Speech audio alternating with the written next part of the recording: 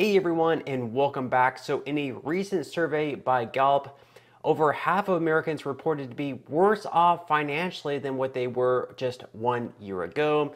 And the only other time this happened where over half of Americans were worse off financially, we'd have to go all the way back to the 2008-2009 recession. Now I am interested, so let me know in the comment section below if you would consider yourself also to be worse off financially than what you were 1 year ago.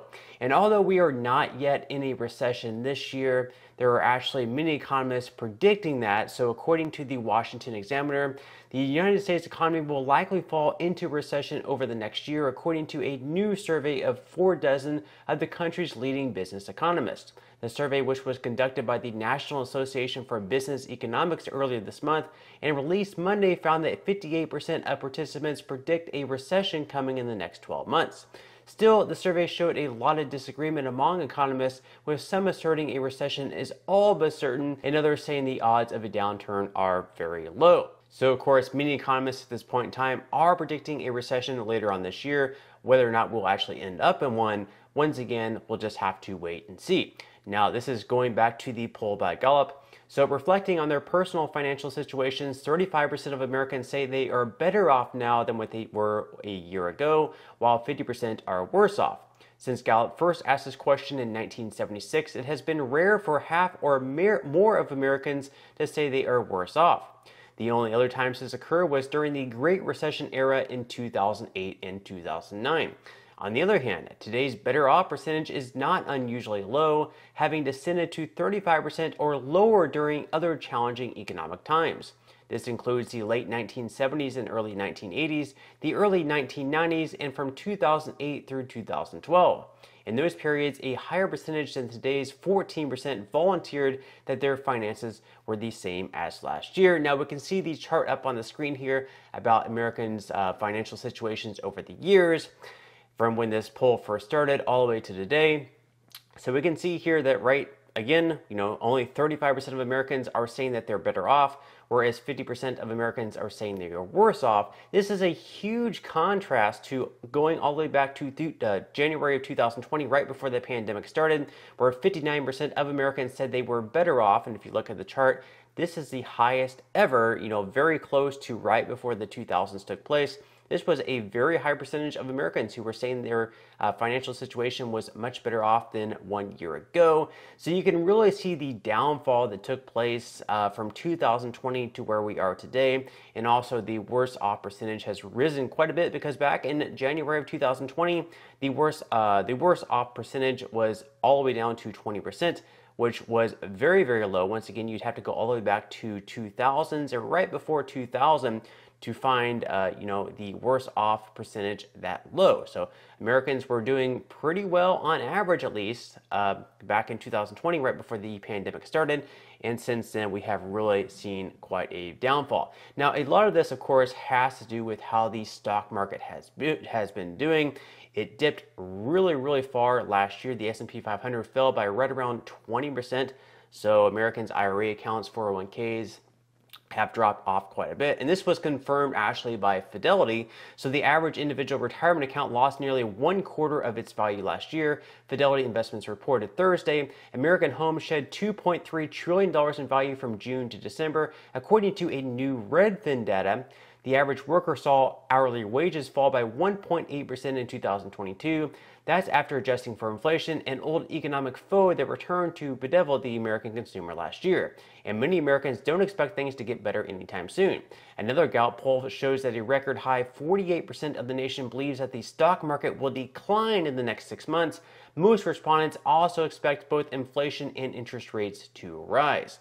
So not only are their financial situation getting worse from this year to from last year, many Americans actually expect things to get worse. So they're losing money in their retirement accounts, their IRAs, their 401ks. Their home values have been declining because of interest rates going up and the financial outlook of Americans not getting much better. So, people are losing a lot of value, not just in their retirement accounts, but also in their home values. And quite frankly, Americans, as you can see there, do not expect things to get much better. However, a good thing here is that Americans do remain optimistic about their finances over the coming year, according to the Gallup poll. So high inflation and other challenging economic factors have not dampened Americans' expectations about their financial situations in the year ahead. 60% expect to be better off a year from now, while 28% predict they will be worse off. This is the case even though Americans are largely pessimistic about national macroeconomic conditions in the coming months. Americans have tended towards optimism when projecting their future financial situations in all Gallup readings since 1977, with more expecting their finances to get better rather than to get worse. While still positive, the current reading is less upbeat than Gallup measured between 2015 and 2020, including a record high 74% better off reading in January of 2020. Americans' personal financial expectations are unchanged from last year. Now, people perhaps suffering the worst are the lower income Americans. A lot of people in the upper middle class and upper class are actually doing quite well right now. I mean, even in a downturn like a recession, they're still going to do fairly well, a lot better than lower income Americans. So most lower income Americans, 61% say their financial situation has deteriorated over the past year, while less than half of that number, 26%, indicate it has improved. Middle and upper income Americans are also more likely to say they are worse off than better off, but by much narrower margins than seen among the lower income groups. So you can see here the chart off, 61% of lower income Americans say they are worse off in comparison to the middle and upper class Americans as far as income go, where they're just 49 and 43% worse off. And better off percentage is just 26% for lower income Americans. So things are really not looking good, especially for lower income Americans. So this all really brings us to our final point here. With all this data in mind, Americans losing hundreds of thousands of dollars in the stock market, home values absolutely plummeting, we have to really, bring all this data to the forefront. So Americans are worse off financially than almost any other time. We'd have to go all the way back to 2008 and 2009. And other than those years, Americans have really not been worse off financially. Low-income Americans, of course, are suffering the worst, as we just saw with that data. And over half of economists are expecting a recession at some point this year, whether it's in the middle of the year or later on this year. And obviously, a recession would hurt the lower-income Americans the most, which would send those percentages even lower. So with all that in mind, what are the chances of a fourth stimulus check happening in 2023? Well, we have a few different factors here. So as far as the pros go, the chances of this happening is that stimulus checks usually happen during a recession. They were sent out during the 2001 recession. They were sent out during the 2008 recession. Plus, there were 3 more stimulus checks sent out during the COVID-19 pandemic.